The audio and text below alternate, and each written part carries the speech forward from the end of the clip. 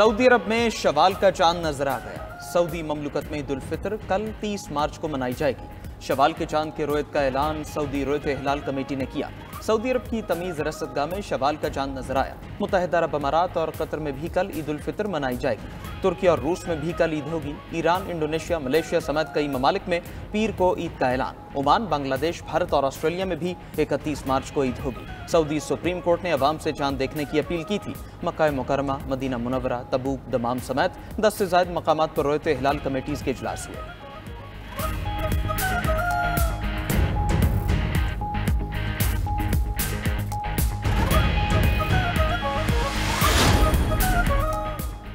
पाकिस्तान में ईद उल फितर 31 मार्च बरोज पीर को होगी। आज दोपहर 3:58 पर शव्वाल का चांद पैदा हुआ। रोयत हिलाल रिसर्च काउंसिल का कहना है कि पाकिस्तान में कल शव्वाल का चांद नजर आने का कवी इम्कान है। रोयत हिलाल के लिए चांद की उम्र कम से कम 18 घंटे होनी चाहिए। कल तक मुल्क के तमाम इलाकों में चांद की उम्र 26 घंटे से ज्यादा होगी। गुरूब शम्स और गुरूब कमर के दरमियान फ़र्क कम से कम 40 मिनट होना चाहिए। लाहौर, कराची, कोयटा, पेशावर, मुजफ्फराबाद, गिलगित में चांद की रोयत मुमकिन होगी। स्पार्को ने भी कल चांद नजर आने की कवी उम्मीद जाहिर कर दी। शवाल का चांद देखने के लिए मरकजी रोयत हिलाल कमेटी का इजलास कल तलब। चांद की रोयत का हतमी ऐलान चेयरमैन मरकजी रोयत हिलाल कमेटी करेंगे। वज़ीर-ए-आज़म शहबाज शरीफ के कतर, ओमान और ताजिक क़यादत को फ़ौन ईद की मुबारकबाद पेश की। अमीर कतर शेख तमीम बिन हमद अल-सानी से गुफ्तगू में दो तरफ़ा करीबी और देरीना बरादराना ताल्लुकात पर इत्मीनान का इजहार किया। तमाम शोबों में दो तरफ़ा ताउन को मज़ीद फ़रोग़ देने के अज़्म का इयादा किया। वज़ीर-ए-आज़म और अमीर कतर के माबैन अहम आलमी और इलाक़ाई उमूर पर भी गुफ्तगू हुई। अमीर कतर ने बताया कि आला सतह कतरी वफ़द ईद के फ़ौरी बाद पाकिस्तान का दौरा करेगा। पाकिस्तान में सरमायाकारी और निजी शोबे में ताउन को फ़रोग़ दिया जाएगा। वज़ीर-ए-आज़म के अमीर कतर को जल्द पाकिस्तान के दौरे की दावत। वज़ीर-ए-आज़म शहबाज शरीफ का ओमान के सुल्तान हैसम बिन तारिक से भी टेलीफोनिक राबिता हुआ। ईद उल फितर की मुबारकबाद दी। ताजिक सदर इमाम अली रहमान से गुफ्तगू में बाहमी दिलचस्पी के उमूर पर गुफ्तगू। कहा दोशंबे में ग्लेशियर्स की हिफाजत कॉन्फ्रेंस में शिरकत के मुंतज़िर है।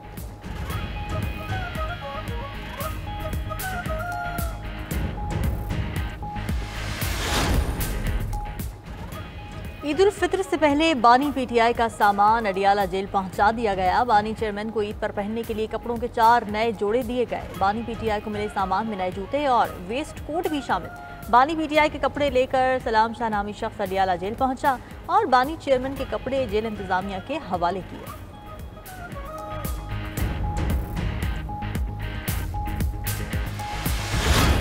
उन गवर्नमेंट के ऑब्जेक्शंस के बाद वो रियलाइज करते हैं, उनको पता है कि उनके पास ये अप्रूवल का इख्तियार नहीं है।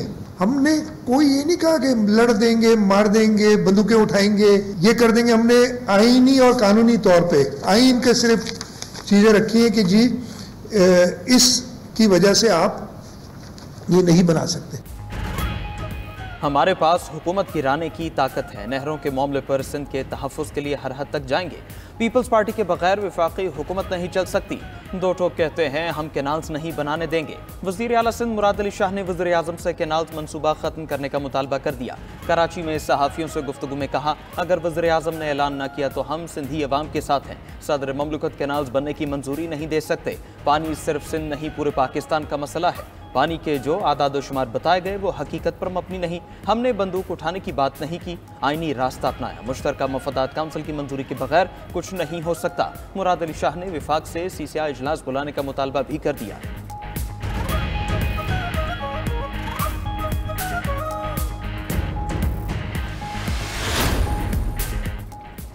पीटीआई का ईद के बाद तौहीन अदालत की दरख्वास्त दायर करने का इंदिया। तहरीक इंसाफ के सेक्रेटरी इत्तलात शेख वकास अकरम का कहना है कि बार बार अदालती फैसलों के बावजूद बानी चेयरमैन के साथ मुलाकात करने की इजाज़त नहीं दी जा रही।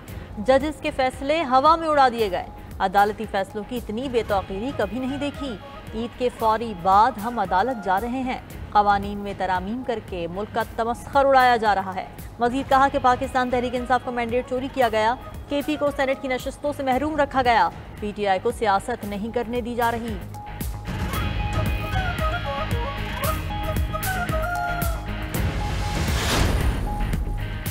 वज़ीर-ए-आज़म शहबाज शरीफ के मुआविन खुसूसी तारिक फातमी की सेक्रेटरी जनरल अक़वाम मुत्तहिदा से मुलाकात मकबूजा कश्मीर और फ़लस्तीन समेत मुख्तलिफ आलमी उमूर पर तबादला ख्याल किया गया। मुआविन खुसूसी ने एंटोनियो गुतरेस को सलामती काउंसिल में पाकिस्तान की तरजीहात से आगाह किया। तारिक फातमी ने अफगानिस्तान से होने वाली सरहद पार दहशतगर्दी को भी उजागर किया। मकबूजा कश्मीर में भारतीय तसल्लुत और कश्मीरी अवाम पर ढाए जाने वाले मजालिम बारे भी बताया। दौरान गुफ्तगू कहा कि भारतीय इक़दामात बैनुल-अक़वामी क़वानीन की सरीहन खिलाफ वर्जी हैं। तनाज़े को सलामती काउंसिल की करारदादों के मुताबिक हल होना चाहिए। आलमी बरादरी इसराइल को फ़लस्तीनी अवाम के खिलाफ दहशतगर्दी से रोके। उम्मीद है तरक्की पजीर ममालिक की माली ज़रूरियात को पूरा करने के लिए पैक्ट फॉर द फ्यूचर को नाफिज किया जाएगा।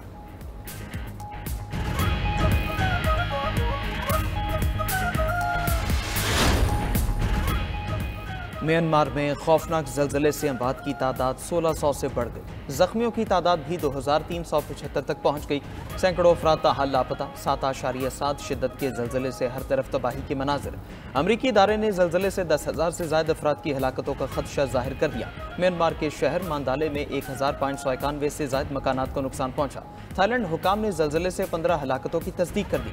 मुतासरा इलाकों में इमदादी कार्रवाइयाँ जारी। म्यांमार की फौजी हुकूमत ने आलमी बरादरी से इमदाद की अपील कर दी। चीन का म्यांमार के लिए $14 मिलियन की इमदाद का ऐलान। अमेरिका और यूरोपीय यूनियन ने भी म्यांमार और थाईलैंड के लिए इमदाद का ऐलान कर दिया। सदर ममलिकत और वज़ीर-ए-आज़म का म्यांमार और थाईलैंड में ज़लज़ले से जानी नुकसान पर इज़हार अफसोस। आसिफ जरदारी ने अपने पैगाम में कहा, ज़लज़ला मुतासरीन के गम में बराबर के शरीक हैं। शहबाज शरीफ ने कहा, नागहानी आफत से मुतासरीन की जल्द अज जल्द बहाली के लिए दुआ गो है।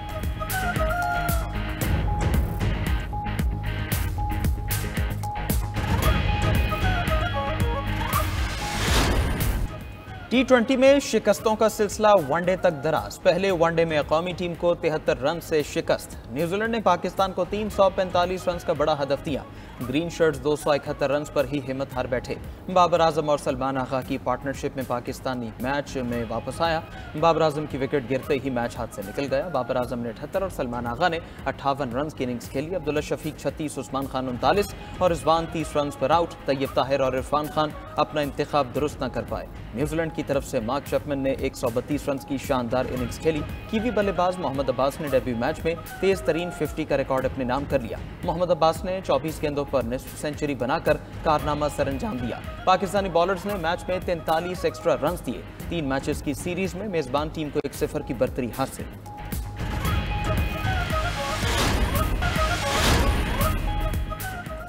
वर्ल्ड बैंक ने पाकिस्तान के लिए $30 करोड़ कर्ज की मंजूरी दे दी। कंट्री डायरेक्टर वर्ल्ड बैंक का कहना है, कर्ज पंजाब क्लीन एयर प्रोग्राम के तहत फराहम किया जाएगा।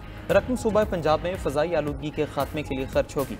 हवा के मयार को बेहतर इंतजाम के लिए इक़दाम किए जाएंगे। कर्ज से सूबाई हुकूमत के स्मॉग एक्शन प्लान को तक़वियत मिलेगी। पंजाब क्लीन एयर प्रोग्राम से स्मॉग कम होगी। साफ हवा से सांस और दिल की बीमारियों में कमी आएगी।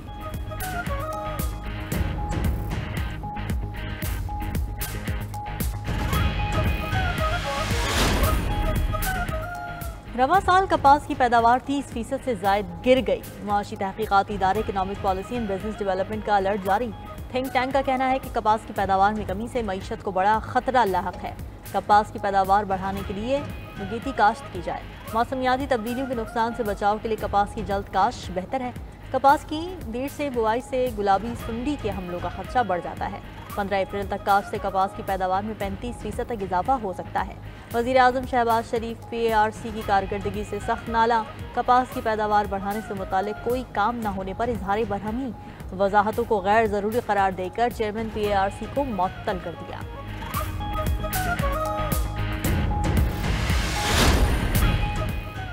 कराची में गिरफ्तार मुल्जिम साहिर हसन के खिलाफ मनशियात बरामदगी केस की तहकीकात में पेशरफ्त। मुल्जिम साहिर हसन का मोबाइल फ़ोन फॉरेंसिक के लिए लाहौर भेज दिया गया। तफ्तीशी ज़राए के मुताबिक मुल्जिम साहिर हसन के दीगर साथियों को भी शामिल तफ्तीश करने का फैसला कर लिया गया। मोबाइल फ़ोन के फॉरेंसिक के बाद मनशियात केस में मजीद नाम सामने आने का इम्कान। मुल्जिम साहिर हसन ने दौरान तफ्तीश बताया था कि वो बाजिल नामी शख्स से वीट खरीदता था। लाहौर, इस्लामाबाद और दीगर शहरों में भी वीट फ़रोख्त के नेटवर्क की मौजूदगी का इंकशाफ। मुल्जिम के साथ ही मुल्क के दीगर शहरों से मुनशियात का नेटवर्क चला रहे थे। तफ्तीशकारों ने 3 अहम मुल्जिमान के खिलाफ भी शवाहिद हासिल कर लिए। बस अब फर्शी शलवार खरीदनी रह गई है। जैसे चल रहा है फर्शी शलवार सिलवाएंगे, जैसे कि सब हम ट्विनिंग कर रहे हैं। चांद रात को हम सब कज़न ने ट्विनिंग करनी है। तो बस फर्शी शलवार लेंगे और साथ उसके साथ जो ज्वेलरी है, थोड़ी बहुत कॉस्मेटिक्स रह गई है और एनीथिंग बैंग्स वगैरह और थोड़ी बहुत ज्वेलरी रह गई है, वही लेंगे। बैंगल्स मैंने ले लिए हैं, झुमके मैंने ले लिए। अब मैं सोच रही हूँ कि कोई अच्छा सा ब्रेसलेट लूँ या कोई अच्छे से रिंग्स लूँ। तो बस ये मेरी तैयारी अगर हो गई तो बस ईद मुकम्मल हो गई। बच्चों की शॉपिंग की है, अभी तो सिर्फ जूते लिए हैं, कपड़े लिए हैं बस। मैंने अपने जूता भी ले लिया है, मेरा सूट भी हो गया, सारा कुछ डन हो गया। मेरे जब पर्स नहीं मिल रहा साथ, और मेकअप में ब्लश ऑन, आईलाइनर, बस ये चीज़ें रह गई हैं। बड़े ज़ोरों शोर से तैयारी चल रही है। आपको पता है बच्चों की शॉपिंग तो ख़त्म ही नहीं होती। बस कपड़े वगैरह खरीद लिए, ज्वेलरी और बैग्स वगैरह रह गए हैं, इंशाल्लाह वो भी हो जाने अभी तक। मैं अपने जो सूट के साथ मैचिंग जूते लेने आई हूँ, हैंड बैग लेने आई हूँ, इयररिंग्स लेने आई हूँ, बैंगल्स लेने आई हूँ, ठीक है।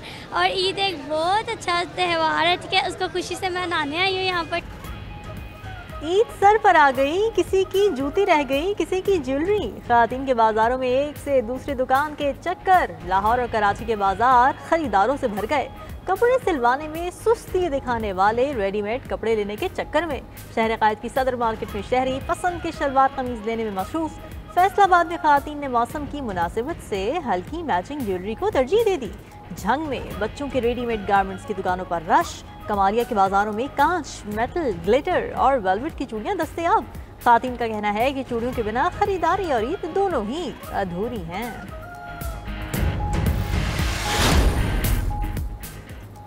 मौसम बदलते ही शहरियों की ईद पर पसंद भी बदल गई। रफ्ता रफ्ता गर्मी बढ़ने पर बाजार और मार्केट्स में चप्पल और सैंडल्स की मांग भी बढ़ गई है। ख़वातीन की खुद से सैंडल्स और हील्स वाली जूतियों में भी दिलचस्पी। इलाहाबाद में भी मर्दों ख़वातीन का जूतों की दुकानों पर रश।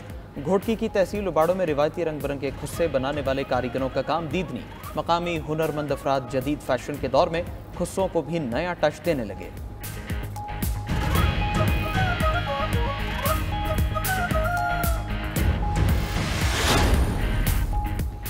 शहरों में कमाई के लिए अफराद की आबाई इलाकों को वापसी। लाहौर, कराची, पेशावर और कोयटा के बस अड्डों पर गैर मामूली रश। घर वापस जाने वाले अफराद की रेलवे स्टेशन पर भी भीड़। मुसाफिरों की बड़ी तादाद देखकर ट्रांसपोर्ट माफिया की राल भी टपकने लगी। ट्रांसपोर्टर्स की तरफ से मन माने किरायों के तकाजों पर मुसाफिर परेशान। कहते हैं कल से टिकट लिए बैठे हैं, कोई गाड़ी वाला बढ़ाने को तैयार नहीं। इजाफी किराए लेकर भी जलील किया जा रहा है। वज़ीर आला पंजाब मरीम नवाज का ईद पर जायद किराए लेने वालों पर क्रैकडाउन का हुक्म। तमाम बस स्टैंड्स पर किराए नामे नुमाया आवेजा करने की हिदायत कर दी।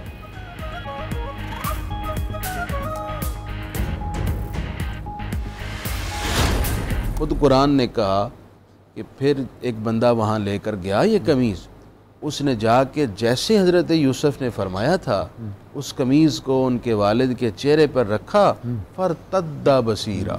सुभान अल्लाह। तो हज़रत याकूब अलैहिस्सलाम देखना शुरू हो गए, उनकी आंखों की बीनाई पलट आई। इसी को बरकत कहते हैं। 92 न्यूज़ ने तबर्रुकात और आसार की इस्लामी तारीख बयान कर दी। 92 न्यूज़ के खुसूसी इफ्तार नशरियात रहमत रमज़ान का सफ़र जारी। 28वें रोज़े की नशरियात का मौजू तबर्रुकात और आसार की इस्लामी तारीख था। उलमा किराम और मोअज़्ज़िज़ मेहमानों ने अपनी गुफ्तगू से नाज़रीन के इल्म में इजाफ़ा किया। नातख़्वा हाफ़िज़ अब्दुल वहीद साजिद ने हुज़ूर सल्लल्लाहु अलैहि वसल्लम की शान में गुलहा अक़ीदत पेश किए।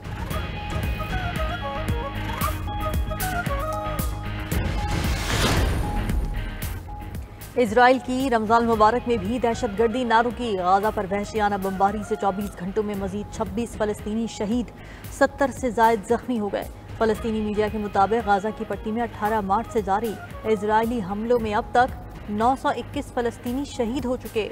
7 अक्टूबर 2023 से जारी हमलों में मजमूई शहादतों की तादाद 50,277 हो गई। इजरायली नाकाबंदी से लाखों फ़लस्तीनियों को ग़ज़ाई क़िल्लत का सामना है। इजरायली फ़ज़ाइया के लेबनान में भी दहशतगर्दी। बैरूत पर बमबारी में 2 अफराद शहीद। इजरायली वज़ीर आज़म नेतन्याहू की हठधर्मी बरकरार। कहा दुश्मन के खिलाफ लेबनान समेत कहीं भी हमले कर सकते हैं। ईरान जौहरी मुआहदा कर ले वरना अच्छा नहीं होगा। अमरीकी सदर डोनाल्ड ट्रंप की फिर धमकी। कहा ईरान अगर जौहरी प्रोग्राम पर मुआहदा नहीं करता तो उसे संगीन नतायज भुगतना होंगे। ट्रंप ईरान को 2 माह के अंदर मुआहदा न करने पर फौजी कार्रवाई की धमकी भी दे चुके हैं। दूसरी तरफ अमरीकी जज ने तारकीन वतन की तेजी से होने वाली मुल्क बदरी रोक दी। दौरान समाअत जज ब्रायन मर्फी ने रिमार्क्स दिए, मुतासरीन को वापस भेजा गया तो वो जुल्म या तशद्दुद का शिकार हो सकते हैं। वफाकी अदालत ने वॉइस ऑफ अमेरिका के मुलाजमीन को जबरी बरतरफ करने से भी आर्जी तौर पर रोक दिया।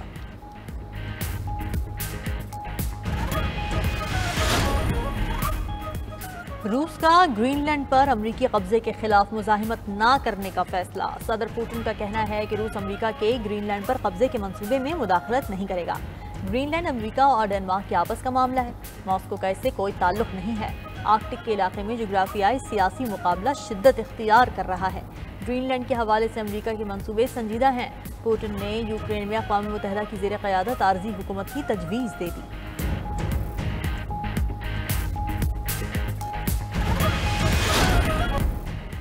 इलॉन मस्क ने सोशल मीडिया प्लेटफॉर्म एक्स फरोख्त कर दिया। मस्क ने मसनूई ज़हानत की कंपनी XAI को $33 अरब में बेचने का ऐलान किया। मस्क के मुताबिक इक़दाम का मकसद टेस्ला, स्पेसएक्स और XAI के दरमियान ताबुन बढ़ाना है।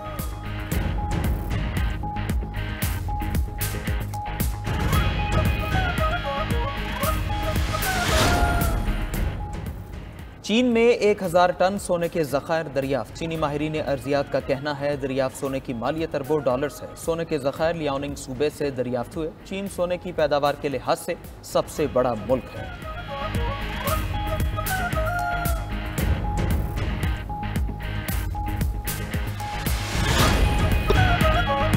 और पाकिस्तान क्रिकेट बोर्ड का PSL नुमाइशी मैच रीशेड्यूल करने का फैसला। नुमाइशी मैच पेशावर ज़ल्मी और कोयटा ग्लैडिएटर्स के दरमियान शेड्यूल्ड है। PCB के मुताबिक नुमाइशी मैच 8 अप्रैल को अरबाब नियाज स्टेडियम पेशावर में खेला जाना था, लेकिन अब नई तारीख का ऐलान बाद में किया जाएगा। उधर PSL एडिशन 10 के लिए लाहौर कलंदर्स ने रसल डोमिंगो को हेड कोच मुकर्रर कर लिया। हेड कोच डेरिन गफ ने ज़ाती वजूहात की बिना पर दस्तयाबी से माजरत कर ली थी।